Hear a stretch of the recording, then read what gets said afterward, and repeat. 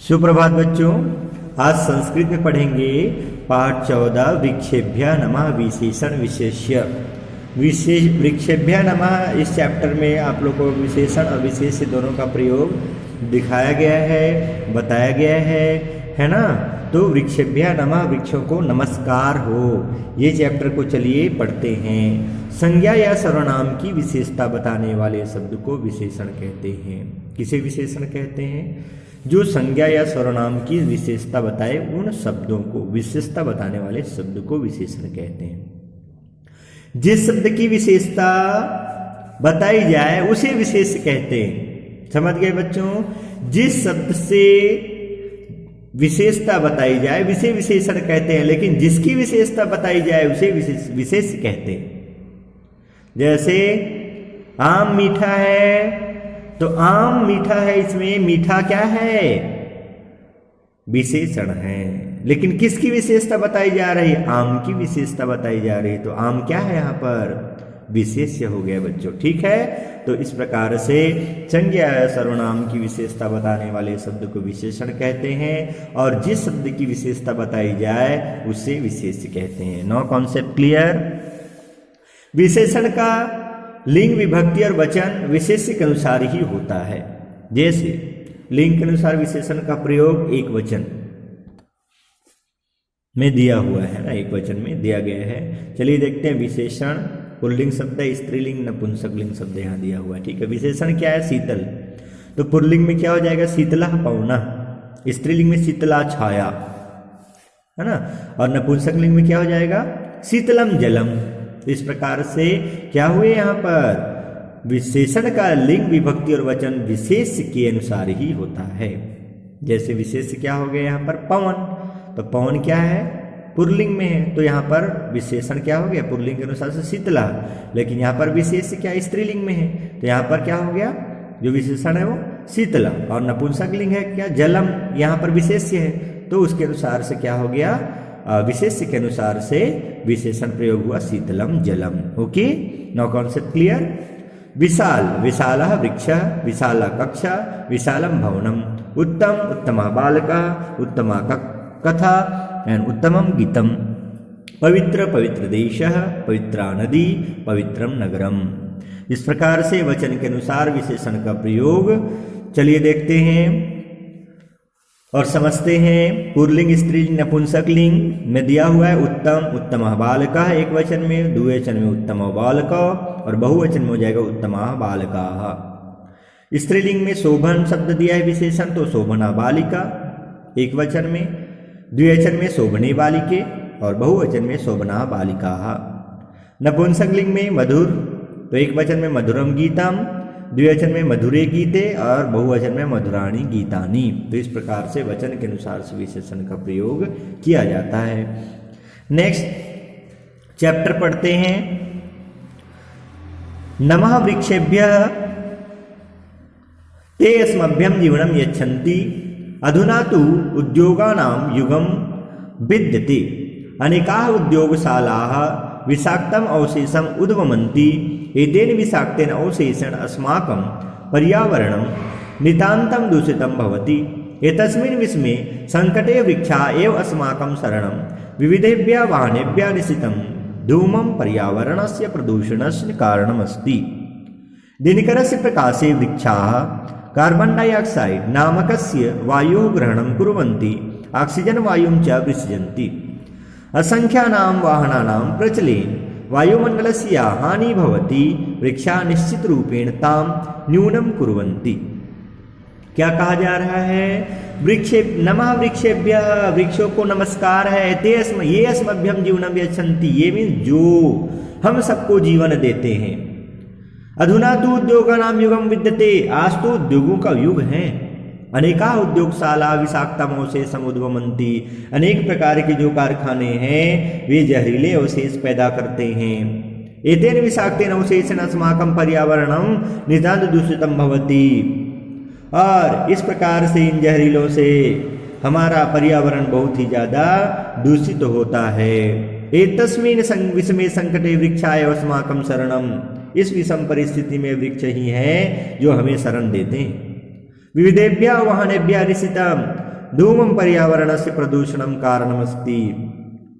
अनेक प्रकार के वाहनों से निकलने वाला धुआं हमारे पर्यावरण के प्रदूषण का कारण है। दिनकरस्य प्रकाशे वृक्षा कार्बन डाइऑक्साइड नामकस्य वायु ग्रहणं कुर्वन्ति। दिन में सूर्य की रोशनी में कार्बन डाइऑक्साइड नामक वायु ग्रहण करते हैं और ऑक्सीजन वायु छोड़ते हैं। कौन? वृक्ष।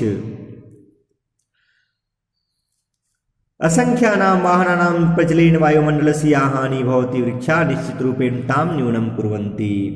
अनेक प्रकार के वाहनों के चलने से वायुमंडल में की जो हानि होती है, वृक्ष निश्चित रूप से उसी को कम करते हैं, है ना, और हमारे जीवन को जो है सुखी बनाते हैं। एतदतिरिक्तं वृक्षाणां अनेके लाभाः सन्ति। इसके अतिरिक्त वृक्षों के अनेक लाभ हैं। वृक्षाः अन्नं शाकं फलानि च अन्यानि बहूनि वस्तूनि यच्छन्ति। वृक्षाः अनेकी वृक्षाः अन्नं शाकं फलानि च अन्यानि बहूनि वस्तूनि यच्छन्ति। वृक्ष अन्न, शाक, फल और अन्य बहुत वस्तुएं देते हैं। यच्छन्ति। ते जलप्लावानस्य नियंत्रणं कुर्वन्ति। वे बाढ़ को नियंत्रण करते हैं। भूमि उर्वरतां रक्षन्ति। भूमि की, जमीन की जो उर्वरता है, उपजाऊपन है, उसकी रक्षा करते हैं। वायुमंडलम शुद्धम कुर्वन्ति। वायुमंडल को शुद्ध करते हैं। प्रदूषणम दूरी कुर्वन्ति। प्रदूषण को दूर करते हैं। मेघानुत्पादने सहायं कुर्वन्ति। और बादलों के बनने में सहायता करते हैं। परिशुद्धम सुगंधितम च गंधवहं प्रवाहयन्ति। शुद्ध सुगंधित हवा को शुद्ध करके देते हैं, करते रहते हैं ना। सुगंधितम गंधवहं प्रवाहयन्ति। परिशुद्धम सुगंधितम च गंधवहं प्रवाहयन्ति। जो हवा को शुद्ध करते हैं और शुद्ध करते हैं, वे सूर्य की तेज किरणों को ते सूर्यस्य तप्तकिरणान् अवरुद्ध शीतलं छायं यच्छन्ति। सूर्य की तेज किरणों को रोक करके शीतल छाया देते हैं। ते वायुः वेगस्य दिशायाः अपि नियंत्रणं कुर्वन्ति। वे वायु की जो दिशा है, वे हवा के वेग की दिशा को भी नियंत्रित करते हैं। सममेव ध्वनि प्रदूषणमपि अल्पी कुर्वन्ति। वह ध्वनि प्रदूषण भी कम करते हैं। इत्थं ते पर्यावरणस्य उपकारकाः। इस प्रकार वे पर्यावरण को उपकार भी करते हैं।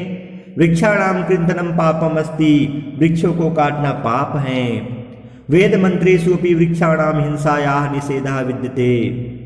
वेद मंत्रों में भी पेड़ों को काटना पाप बताया गया है, निषेध बताया गया है, क्योंकि उसके अंदर भी क्या होते हैं? प्राण होते हैं, जीव होते हैं, इसीलिए तो वे हरा भरा होते हैं। अतः ते सर्वथा संरक्षणीयाः। इस प्रकार से इसलिए वे उनकी हमेशा हमें रक्षा करनी चाहिए। वृक्षों को काटना नहीं चाहिए। और किसी कारण से यदि काट रहे हैं, है ना, इन प्रकार यदि काटना पड़ ही रहा है, तो कहते हैं कि उस समय में क्या करना चाहिए कि यदि हम एक पेड़ काट रहे हैं तो 2 पेड़ हमें तैयार करना चाहिए। लगाना बस नहीं, बल्कि उनकी सर्वथा देखभाल करनी चाहिए। और फिर उन्हें बड़ा करने में, है ना, हमें जो भी पानी लगे, खाद लगे, जो कुछ है, उनको रक्षा करना चाहिए, उनकी रक्षा करना चाहिए। एवं वृक्षाणाम उपयोगिता ज्ञाता अस्माभिः आवश्यकं वृक्षाणाम आरोपणम कर्तव्यम। है ना। इस प्रकार से कहते हैं वृक्षों को उपयोगिता जान करके, वृक्षों की उपयोगिता जानकर हमें भी यथाशक्ति वृक्षों को उगाना चाहिए। आवश्यकं वृक्षाणाम आरोप्यम कर्तव्यम। हमें वृक्षों को उगाना चाहिए, ये भी हम लोग का कर्तव्य है। सत्य में उत्तम, सत्य ही कहा गया है। क्या? 10 कुप समावापी 10 वापी समो हृदय 10 हृदय समः पुत्रो 10 पुत्रो समो द्रुमः। ये मत्स्य पुराण में कहा गया है। 18 पुराण में से एक पुराण मत्स्य पुराण में कहा गया है क्या, कि 10 कुओं के समान बावड़ी है, और 10 बावड़ी के समान सरोवर, और 10 सरोवरों के समान पुत्र, और 10 पुत्रों के समान वृक्ष होता है। इस प्रकार के से वृक्षों की महिमा बताई गई है पुराणों में भी।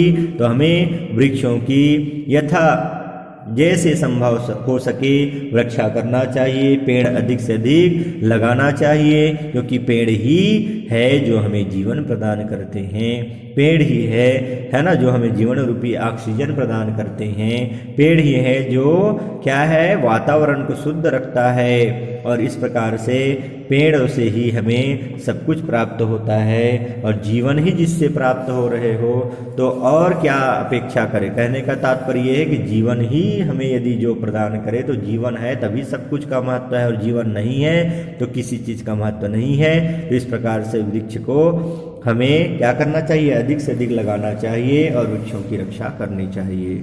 ओके, तो इसमें से किसी प्रकार से कुछ डाउट होने पर आप लोग मीटिंग में अवश्य कंसल्ट करिएगा, है ना।